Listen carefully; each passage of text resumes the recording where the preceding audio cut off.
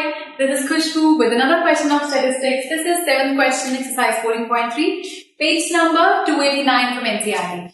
The question is, the distribution below gives the weight of 30 students of a class. Find the median weight of the class. Of the students, I'm sorry. So, weight हमें given है और number of students given है. हमें इसका median find करना है. So, median के लिए सबसे पहले हमें table बनाना है. So, ये जो आपको कॉलम दिए हैं आपको इसको यहाँ पर जस्ट कॉपी करना है weight and number of students. So weight और number of students.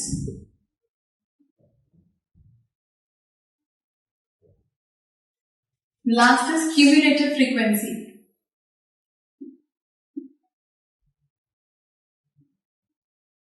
Now number of students को हम लिखते हैं FI से.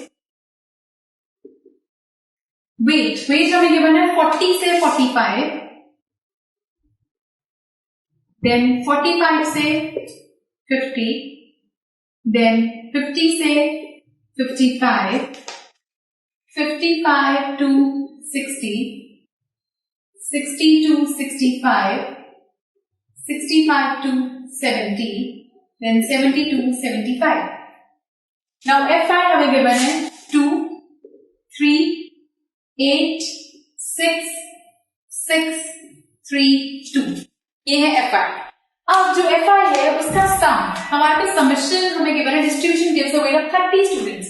नंबर ऑफ स्टूडेंट्स गिवन है आपको और वो कह रहा है 30 स्टूडेंट्स है. दैट मींस टोटल 30 होंगे. सो हमें समेशन FI, समेशन मींस सम, FI का सम गिवन है 30. Now cumulative frequency. Cumulative frequency जो फर्स्ट वाला होता है हमारा सेम होता है. सो ये रहेगा 2, देन ये और ये ऐड होते हैं तो ये बनेगा 2 + 3 मतलब कि 5. नाउ 5 + 8, 5 + 8 करके आएगा 13. नाउ 13 + 6, 13 + 6 करके आएगा 19. देन 19 + 6 करके आता है 25. देन 25 + 3. इस तरह से वैल्यूज ऐड करते जाते हैं. 28, फिर 28 + 2 करके आ गया 30. नाउ यू सी हमारी क्यूमुलेटिव फ्रीक्वेंसी का टोटल और ये वाला टोटल हमेशा इक्वल आएगा. ये और ये टोटल ऑलवेज इक्वल होगा. इसलिए क्योंकि इन्हीं सबको ऐड करके आपके पास ये वैल्यूज आती हैं. तो अगर ये टोटल आपका सेम नहीं है दैट मींस कि क्यूमुलेटिव फ्रीक्वेंसी में कोई गलती है. सो अब इसका फॉर्मूला मीडियन का. मीडियन का फॉर्मूला हमारे पास होता है. मीडियन के लिए सबसे पहले हम लगाते हैं n/2. n/2 में n टोटल हमारे पास आता है 30. ये होता है हमारा n. सो 30/2 हमारे पास आएगा 15.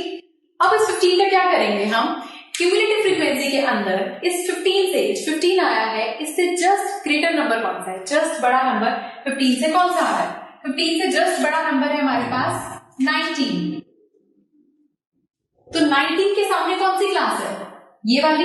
इसका मतलब ये हो गई हमारी मीडियन क्लास और ये होगी हमारी फ्रीक्वेंसी.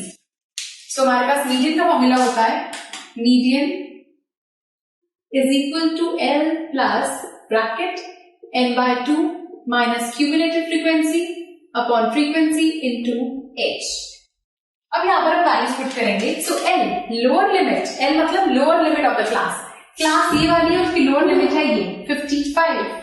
सो लोअर लिमिट है हमारे पास 55 प्लस ब्रैकेट n/2 करके आ रहा था 15, देन माइनस क्यूमुलेटिव फ्रीक्वेंसी.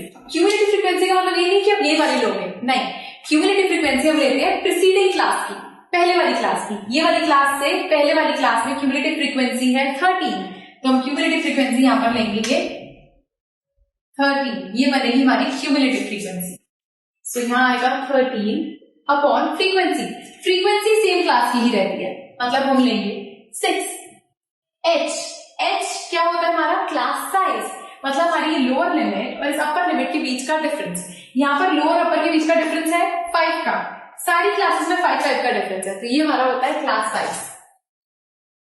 सो यहां से आएगा 55 प्लस 2/6 इंटू 5 जो कि बन गया 55 प्लस 10/6 मतलब कि 55 प्लस 1.67, तो ये बनेगा 56.67 kgs। ये हमारा हो गया median weight of the students, 56.67 kgs. So this was question number 7 from exercise 14.3 of NCERT. If you have any doubt, please do write to us and do subscribe us. Goodbye.